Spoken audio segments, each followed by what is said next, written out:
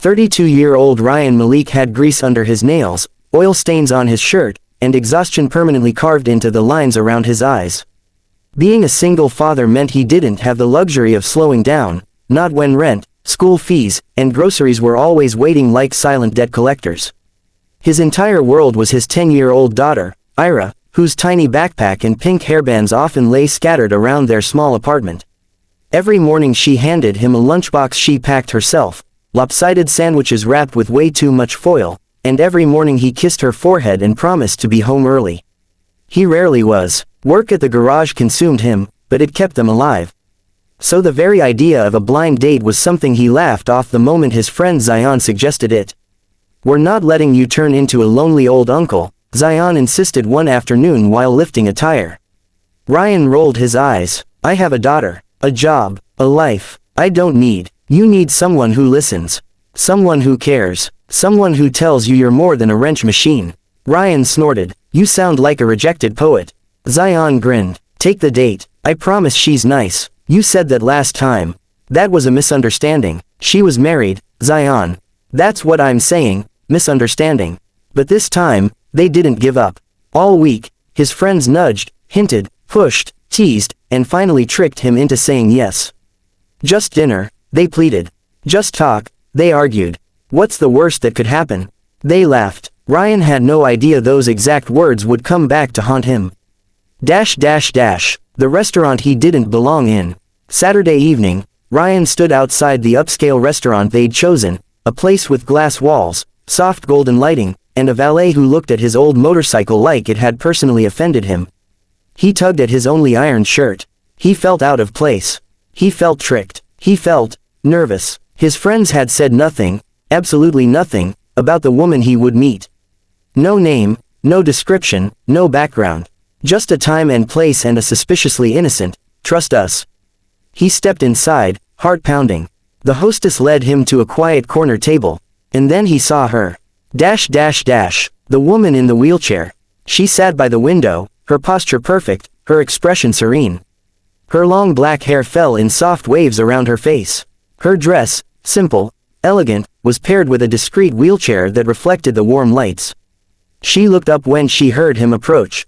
Her eyes were the kind you noticed immediately, deep, intelligent, quietly observing the world. "Are you, Ryan?" she asked. Her voice was soft but had the firmness of someone who had weathered storms. "Yes," he said, suddenly self-conscious. "And you must be, Elena," she replied gently. She didn't extend her hand. She didn't rush him. She simply offered a small, almost apologetic smile. "If you weren't expecting this," she said quietly, "I understand. You can leave if you want." The words knocked the breath out of him. "What? No. Why would I leave?" She looked down at her hands folded in her lap. "Most men do," she murmured. Ryan pulled out the chair and sat down without another word. Something in her tone, something in her eyes, made him want to stay. "I'm not most men," he said simply. Awkwardness, and warmth. The first few minutes were painfully awkward. Ryan didn't know what to say. Elena didn't know what he expected. And the restaurant felt too quiet. She broke the silence first. "Your friends didn't tell you anything about me, did they?" "Nope. They probably enjoyed the suspense." "Do you think they meant well?" He considered this. "I think they're idiots, but idiots who care about me." Elena laughed softly, the first real smile he'd seen from her. It relaxed him. Slowly, the conversation flowed. She asked about his work. He explained engines with passion she found unexpectedly charming. She asked about Ira. His entire face softened, transforming him from a tired mechanic into a proud father. In return, she told him she worked in business consulting. It was vague, but he didn't question it. They shared appetizers, then dinner, then stories, and for the first time in years, Ryan felt something loosen in his chest. Someone was listening to him. Someone was paying attention. Someone found him interesting. Cracks behind her smile. Yet there were moments when pain flickered across Elena's face. Her hands trembled occasionally. Her back stiffened. Her legs twitched involuntarily. He noticed. How could he not? At one point, she winced sharply, her breath catching. "Are you all right?" he asked quickly. She gave a small smile. "Practiced, brave. Nerve spasms. Nothing new. You should rest." "I spend enough time resting," she whispered. The sadness in her voice wasn't loud, but it was heavy. Ryan didn't pity her, he hated the thought that anyone ever did. Instead, he felt a strange protectiveness he hadn't expected. She had beauty, yes. But she had strength too. A strength that hid under quiet smiles and careful words. Rain, and a strange goodbye. As they left the restaurant, rain had started to fall, soft at first, then steadily. Without thinking, Ryan took off his jacket and draped it over her shoulders. She stared at him, startled. "No one does that for me," she said in a trembling voice. "You deserve kindness," he replied gently. For a moment, they stood in the rain, a mechanic and a woman in a wheelchair, bound by a connection neither planned for. Then a black luxury car pulled up. A tall man in a formal suit got out and said respectfully, "Ma'am, your car is ready." "Ma'am," Ryan blinked. Why did that sound so formal? Elena looked away quickly, avoiding his eyes. "Good night, Ryan," she said softly before he could ask anything. The car door closed. The vehicle rolled away, and Ryan stood in the rain, holding nothing but his own jacket and 100 questions. He didn't know that Elena's world was far bigger, far more powerful, and far more complicated than he could ever imagine. He didn't know she was the CEO of the very company planning to take over his struggling garage. And he certainly didn't know that the blind date wasn't the end. It was the beginning of everything. The next morning began like every other. Loud tools, loud workers, and louder complaints about customers who thought they knew more than mechanics. But for Ryan, everything felt different. He kept replaying the blind date in his mind. Elena's calm voice, her sad smile, her bravery behind every quiet word. He had spent the night staring at the ceiling, wondering why she had lied, or half lied, about her job. What was she hiding, and who was that man calling her, "ma'am"? But life didn't give him time to overthink. Ira needed breakfast. The garage needed work. Engines needed fixing. Still, something stayed with him, like a soft echo he couldn't shake. The emergency meeting. At 10 a.m., their manager stormed through the garage, waving a folder like a panic flag. "Everyone drop what you're doing. Emergency meeting." Tools clattered. Engines went silent. "What now?" Ryan muttered, wiping his hands on a rag. The manager's voice trembled with a mix of fear and excitement. "Elara Motors is visiting today." The Elara Motors. The CEO herself. The garage exploded with confused murmurs. "Elara Motors, what are they doing here? Are we being bought out? Are we losing our jobs? My wife will kill me if I get fired." Ryan swallowed hard. Elara Motors was one of the biggest automobile companies in the region, expanding aggressively, buying small garages, turning them into corporate centers.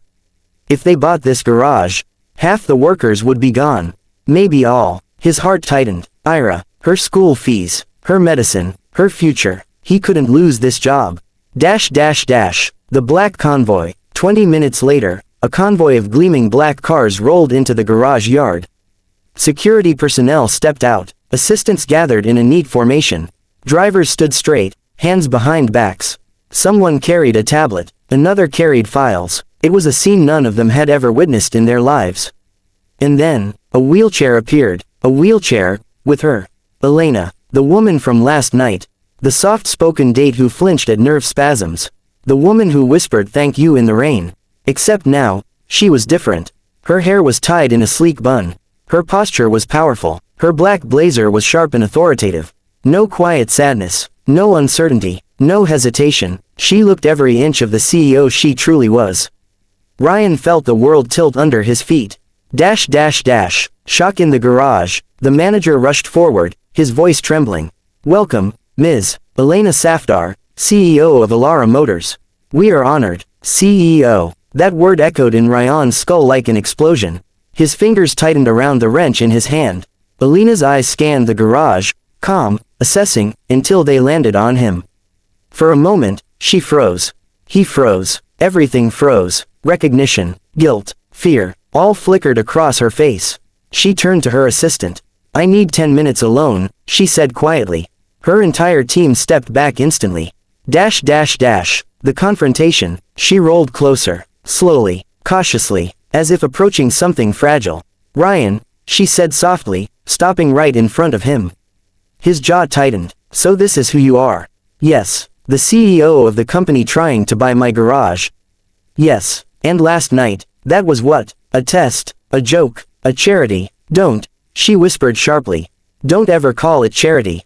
Silence stretched between them, heavy and painful. Why didn't you tell me? He finally asked. Because once men know who I am, they stop seeing me, she said, voice trembling. They see a title, a bank account, a wheelchair, or worse, all three. He looked away, jaw clenched. And what about me? My friends tricked me into the date. Now I find out the woman I had dinner with is the reason I might lose my job. Her eyes softened. You're not losing your job. You can't promise that. I already have, she whispered. He frowned. What are you talking about? What she did last night. Elena took a shaky breath. When I went home last night, I reviewed your garage files. The financial reports, the employee profiles. I read your file too. My file. You're the most experienced mechanic here. You work overtime without complaint. You've never taken a vacation. You raise a daughter alone. You donate part of your pay to an orphanage every Eid. Ryan stared at her, stunned. You read all of that. I needed to understand, she whispered, why someone like you felt so familiar. She swallowed hard. And then I changed the acquisition plan. What did you do? Her voice dropped to a whisper. I stopped the shutdown. Ryan blinked. You, what? I canceled the closure of this garage, she said firmly. It stays open. No one loses their job. No one gets replaced. The workers around them gasped. The manager almost fainted. Someone muttered, is this real life? Ryan stared at her, speechless. You saved the garage, yes, she said softly. Because of me, yes. Her offer. She breathed deeply, gathering courage. And I want to offer you something else. He tensed. What? A promotion, head mechanic, better pay, better hours for your daughter. More stability. He stepped back, stunned.